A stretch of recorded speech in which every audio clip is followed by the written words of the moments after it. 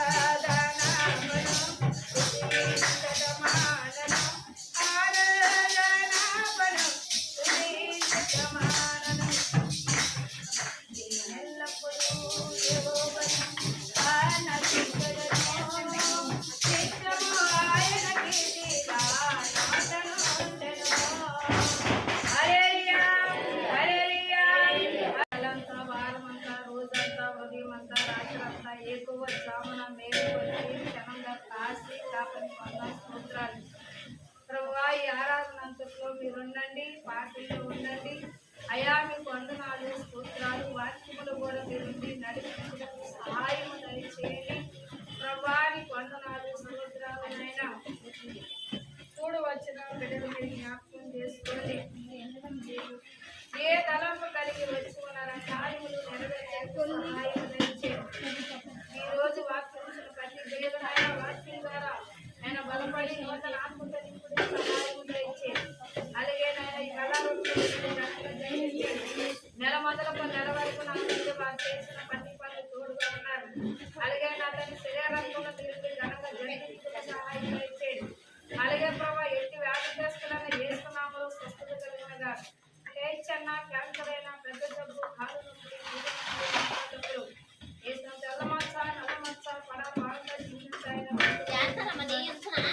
రక్త కణాలు ఆడకుండా సక్కర వేసునామలో స్వస్థత కలుగును కాక. ఊపిరితిత్తులు ముట్టండి, మసపిత్తులు ముట్టండి, అరికాలు సురుకు పోట్లు ముట్టండి.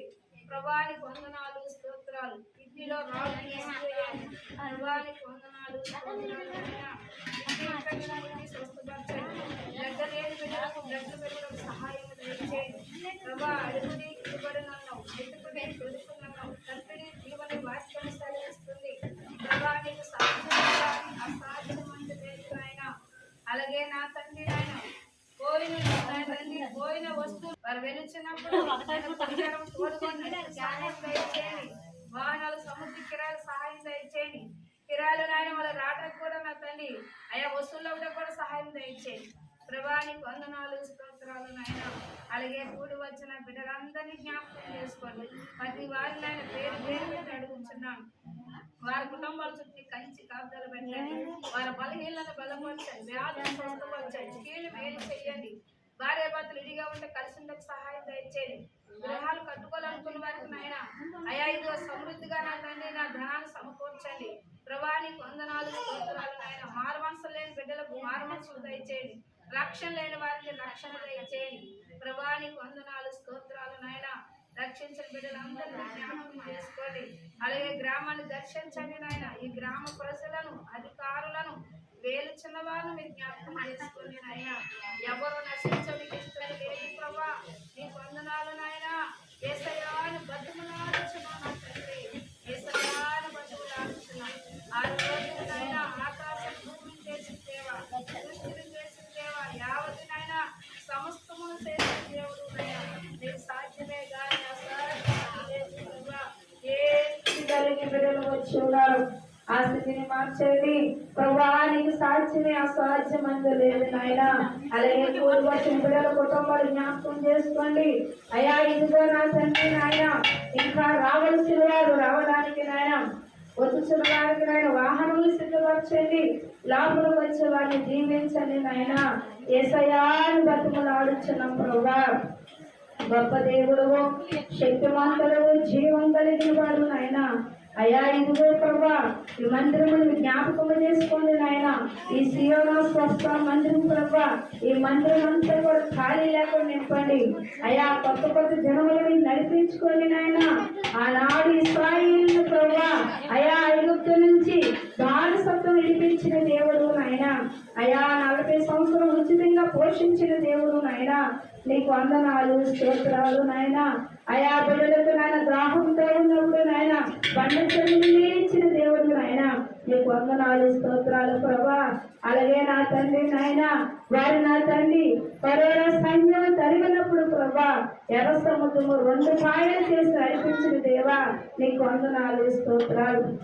ఏ బిడ్డలు ఏ తలంపు కలిగి వచ్చారు వారి కార్యములు నెరవేర్చండి నాయన. అయ్యా ఇదిగో నా తండ్రి సియోను స్వస్థ మందిరానికి వెళ్ళాం, మాకు ఇది జరగలేదు నిపుణ నింద లేకోకుండా నడిపించుటకు సహాయం దయచేయండి. ఎవరి బిడ్డలనైనా చదువున్న వారికి ఉద్యోగాలు వచ్చేందుకు సహాయం దయచేయండి. అయా పరీక్షలో ఉన్న బిడ్డలు రాస్తున్న వాళ్ళు రాసినప్పుడు మీరు విద్యార్థులకు మంచి మార్కులు దయచేయండి.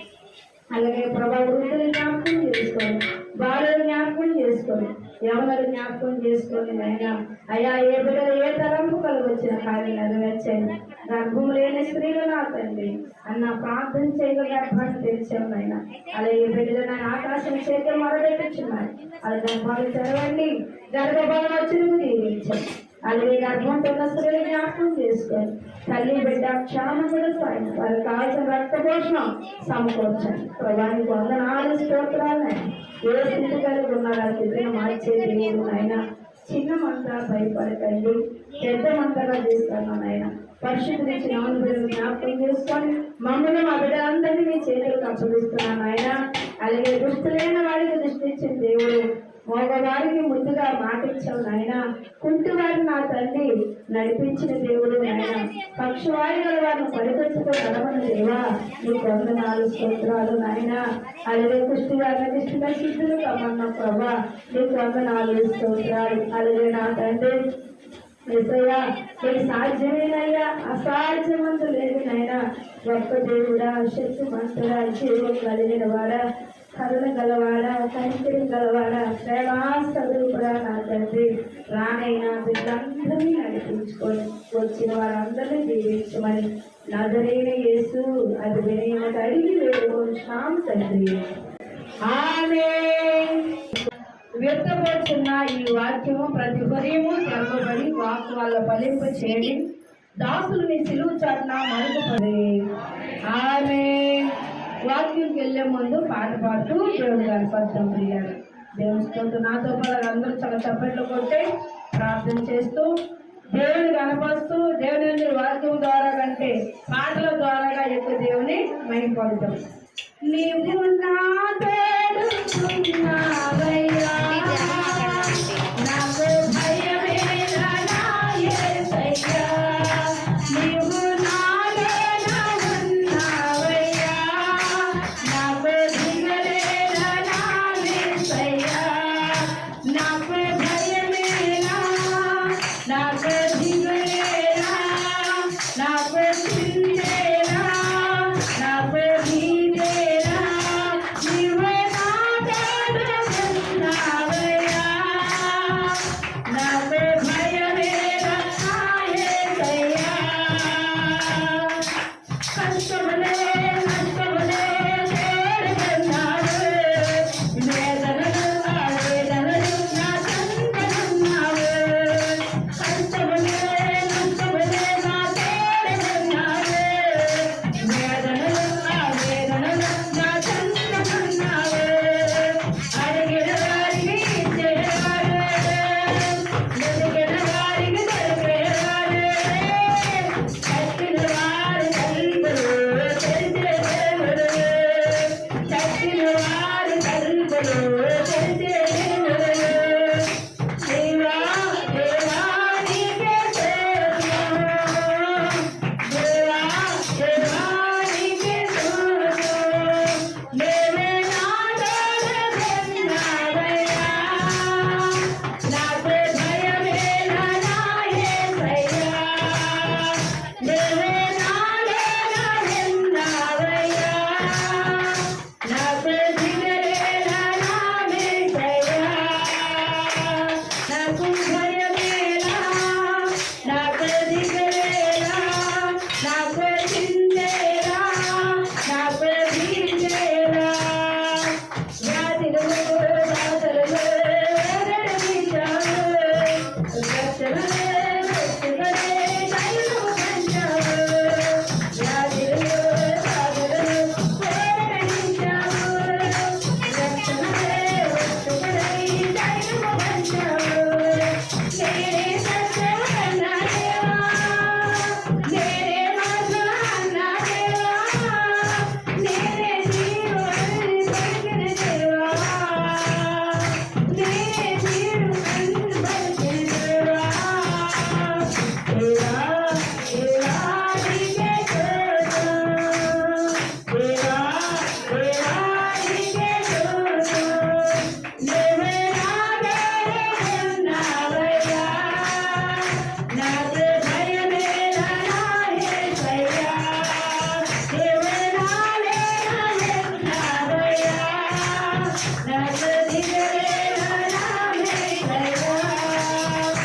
హల్లెలూయా. కూర్చో. వాక్యంలో చదువుతాం ప్రియులారా. నిర్గమకాండము 15:26 వచనం చూస్తే వాక్యం చదివిస్తూ ఉంది.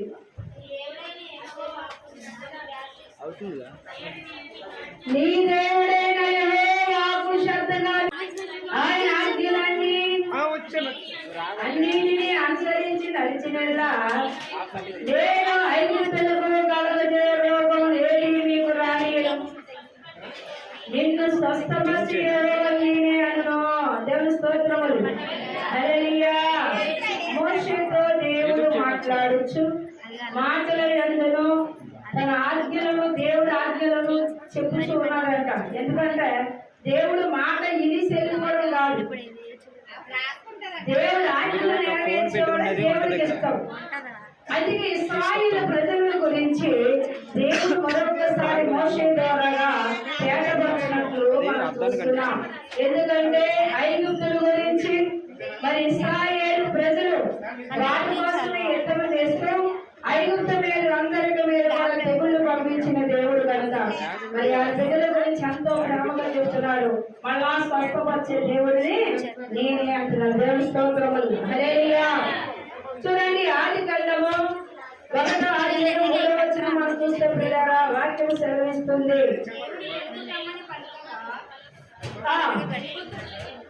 చూడండి, ఒకరు చదవండి. ఎవరైనా ఒకరు చదవండి.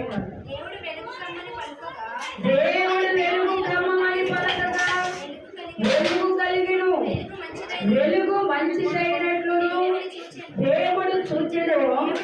దేవుడు వెలుగును చీకటను వేరుపరచును. దేవుడు వెలుగును హల్లెలూయా. హల్లెలూయా. చూడండి, ఇక్కడ దేవుడు వేరు చేశాడంట. చీకటి వెలుగు ఎప్పుడు కలవడానికి అవకాశం లేదు. ఆకాశం భూమి ఎప్పుడైనా కలుపుదా? కలవదు. అందుకని ఇక్కడ దేవుడికి ఇష్టమైనది ఏంటి అంటే వెలుగు. వెలుగు సంబంధమైన బిడ్డలట ఎలా ఉండాలి అంటే దేవుడికి సార్వభౌమపడాలంట. అందుకే ఇక్కడ అంటారు, ఒక్కసారి మరి జ్ఞాపకం చేస్తే 6వ వచనంలో మరియు దేవుడు జలముల మధ్య విశాలములు కలిగి ఆ జలములను ఈ జలములను వేడుపక్షులు రాకాని పలికెను. దేవుడు విశాలము చేసి విశాలం కింద జలములను విశాలం కింద జలములను వేడుపరచగా ఆ ప్రకారము ఆయను. హల్లెలూయా. హల్లెలూయా. హల్లెలూయా. ఆకాశము నుంచి భూమి మీదకి మనుషులను వేరుపరిచాడు. దేవదూతలను వేరుపరిచాడు. దేవతలై ఉన్నారు. దేవతలు ఎవరంతా?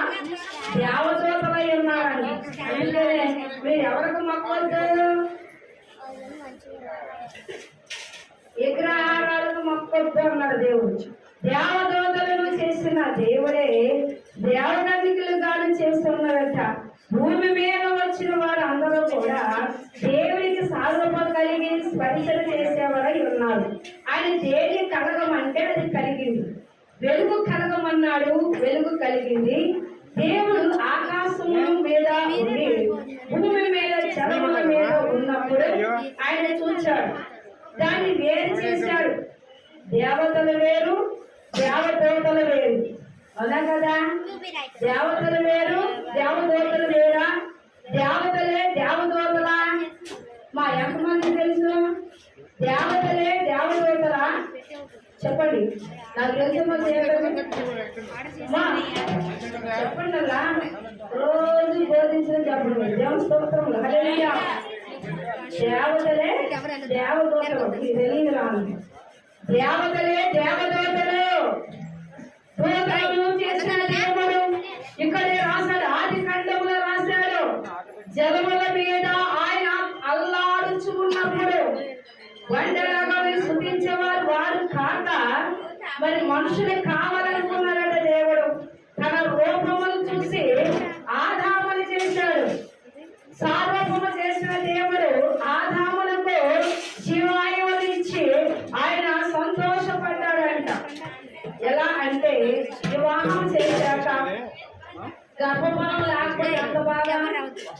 ఫలం వచ్చాక ఏమనుకుంటారు ఆ జంట? మేము ఒక మనిషిని సంపాదించుకున్నాం. సంతోషమా కదా? ఇప్పుడు దాకా ఉన్న సంతోషం వేరు, వాళ్ళ సంతోషం వేరు. అది అందరూ ఉండదా? చెప్పండి, ఎవరికంటే ఆమెకుంటది. వాళ్ళింట్లో సంతోషం ఆ తల్లిదండ్రులకు ఉంటది. అలాగే సృష్టికర్త అయిన దేవుడు మన అందరూ ఏం చేశారంట అన్నారు. ఏ విధంగా? వెలుగు కమ్మమనగా కమ్మబడింది, దానిని వేడి చేయడానికి దేవుడే జలముల మధ్యనగా విశాలన కలగా ఆ జలములను వేడి చేశాడు కాబట్టి పలికడు. దేవుడు విశాల చేసి విశాల క్రిందల జలములను విశాలమైన జలములను వేరుగాను ఆ ప్రకారము దేవుడు ఆ విశాలను ఆకాశం అని పేరు పెట్టెను. భూమికి ఆకాశానికి మధ్య ఉన్నారా లేదా జనము? ఉన్నారు. అలాగే మరి దిగుతూ ఉంటారు. మనం ప్రార్థన చేస్తూ ఉంటే ఎలా దిగుతాం? యాకోబు కోలుకొని వెలిచి ఉండగా తలగడగా దేవదూతలు దిగుతూ ఉన్నారట. అక్కడ ఎవరున్నారు? నిర్ధారణ చేసుకున్నాడు, దేవుడు ఉన్నాడు. అందుకే ఇక్కడ దేవదూతలు దిగుచ్చి ఉన్నాయి. దేవుని స్తోత్రములు. హల్లెలూయా.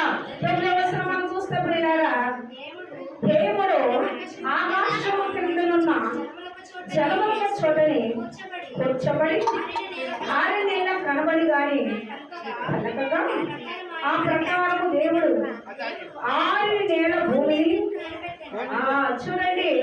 ఆయన ఇది శూన్యంగా ఉందా లేదా? ముందు శూన్యంగా ఉందా లేదా? ఎవరు తిరిగారమ్మా ఈ భూమి మీద? ఎవరు తిరిగారు?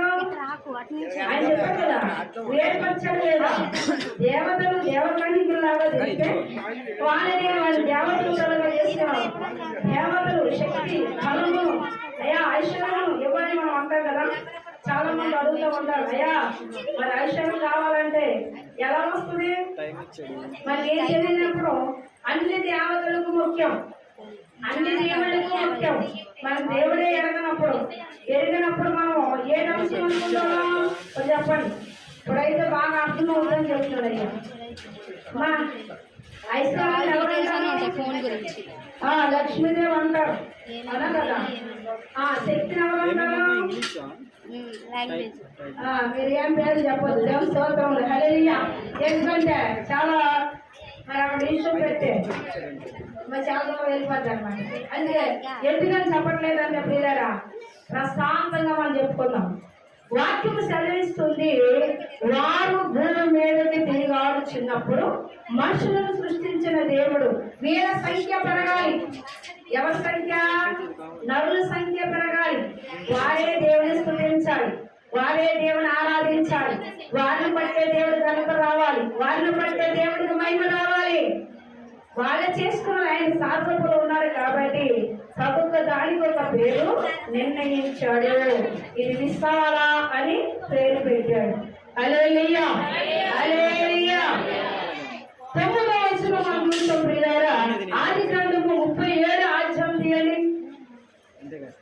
37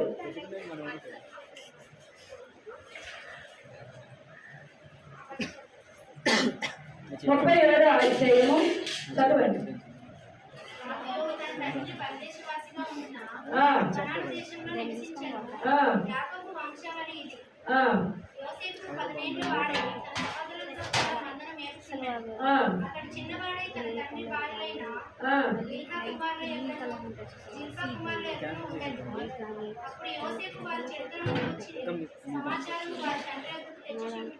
హల్లెలూయా. హల్లెలూయా. హల్లెలూయా. యేసు కలిసినట్టు యాకోబు అనుకొని తర్వాత యేసు సుగంధ ద్రవ్యములతో అతని తల్లి శవమును స్థిరపరిచిన.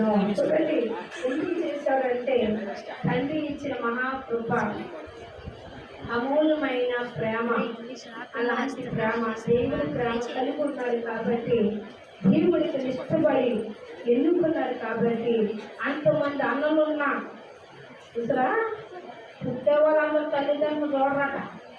పుట్టే వాళ్ళని చూడతారంటే చూడరు. వాళ్ళు కష్టకాలం అందులో ఏం చేస్తారంటే తప్పించుకుంటారు. తప్పించుకున్న వాడి ఇంటి మీదకి ఏమవుతాయట? శాపాలు వెళ్తాయండి. ఎవరైతే తల్లిదండ్రులను సన్నదించి తల్లి తండ్రిని సమృద్ధిగా వృద్ధాపంలో చూడగలుగుతారో వారు అనుకుంటారంట, అయ్యా నా ఆయుష్ కూడా నా బిడ్డలకి ఇవ్వయ్యా. దేవుడు ఎక్కడ చూస్తున్నాడు అంటే ఇంటికాడే చూస్తున్నాడంట. అవునా కదా? అవునా కదా? తల్లిని ఎవరైతే ఆ జాగ్రత్తలో చూస్తారో వారికి శాపాలు ఉంటాయి. ఎవరైతే తల్లిని ఇష్టపూర్వంగా చూస్తారో వారికి దీవులు ఉంటుందంట. అందుకే యేసవు వృద్ధాపంలో అయినప్పుడు యాకోబు నిద్రించిన హృదయములతోనూ ఆయనను ఆజ్ఞాపించిన ప్రకారము దేవుడు చెప్పిన వాగ్దానాలను పట్ల తమ్ముడితో జ్ఞానవంతులు ఉన్నారు కాబట్టి తండ్రికి అన్ని విషయాల్లో సాకారై ఉన్నాడంట. ఉండడమే కాదు, ఇప్పుడు తల్లిదండ్రులు చనిపోతే నెల అయిపోతే చాలుగా ఆతో మన పని లేదు ఉందా? లేదు. కనీసం 10 మందికి భోజనం పెట్టిన స్థామత కూడా ఉండట్లేదు. తల్లిని గుర్తు చేసుకున్న వాగ్దానం కూడా లేదు. అందుకే ఇక్కడ అంటున్నాడు, చూడాలి పిల్లారా, అతను అంగలార్చడమే కాదు కానీ అతను తండ్రిని గురించి దినములు సంపూర్ణమైనప్పుడు అతను వరకు 40 దినములు సంపూర్ణమైన అతని గురించి ఐగుప్తు 70 దినములు అంగలార్చడి. హల్లెలూయా. ఏడ్చడమే కాదు, జ్ఞాపకం చేసుకుని ప్రార్థనలో తండ్రిని అడిగాడు.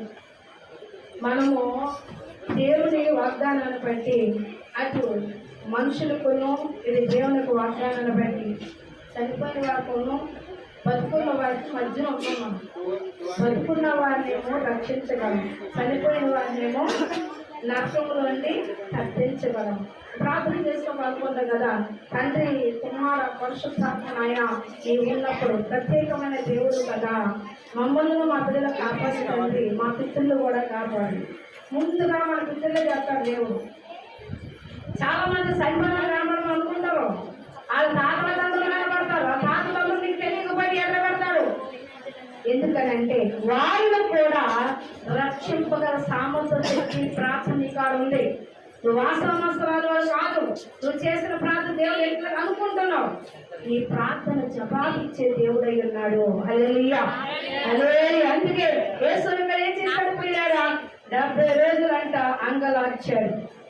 యేసు పరోరైన వారితో మాట్లాడి, మీ కటాక్షం ఆగేదమున్న కదా మీరు అనుకరించిన మనవి అనగా ఊరికే కొట్టి పాడేసిన కావు. ఇది దేవుడు 10 సంవత్సరాల క్రితం జరగవలసిన ఇవాళ చూపిస్తే అది నాది కాదు అనుకుంటే ఆ టైం వచ్చి అది జరిగిపోతుంది. దాన్ని గ్రహించేవాడిగా ఉండాలి. దాన్ని దేవుడు తెలియపరుస్తున్నాడు అంటే ఇదిగో నేను చేయబోతున్నాను. మరి అలాంటి కనుభవములు దేవుడు దర్శనాలు యేసవుకి ఇచ్చి ఉన్నాడు. యేసవు ఎలాంటి వాడు అన్న చాలా శ్రమలు పడ్డాడు. అన్నలు కోతలో తొలిపడ్డారు, అన్నలు అమ్మవేశాడు. ఐగుప్తు రాజు తీసుకెళ్ళి ఇంటిలో మరి ఉంచి ఉన్నాడు. చాలా చాలా బాధ. అంటే మరి ఆ రాజు భార్య కూడా అతను చేయించమని అడిగినప్పుడు కూడా చాలా భయంకర బాధలు అనుభవించాడు. అతను నీతిని కాపాడుకున్నాడు. ఏం కాపాడుకున్నాడు? నీతిని కాపాడుకున్నాడు. ఒక రోజు ఒకలాగా లేడు. దేవుడు వాక్యం సెలవిస్తుంది, దేవుళ్ళో మనం ఉన్నప్పుడైతే ఎన్ని ఇబ్బందులు వచ్చినా మన నీతిని మనం మాత్రము కాపాడుకోవాలి. హల్లెలూయా. అలాగే మనం చూసినట్లయితే ప్రియులారా వాక్యం సెలవిస్తుంది, నిర్గమాకాండము 1వ అధ్యాయము 20వ వచనం చూడండి.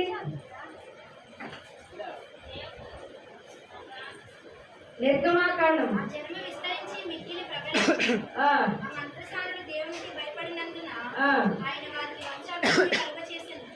అయితే ఫరో హెబ్రీయులలో పుట్టిన ప్రతి కుమారుని నదిలో పారవేయుడి, ప్రతి కుమార్తెను బ్రతకనీయుడి జనులందరికీ ఆజ్ఞాపించింది. హల్లెలూయా.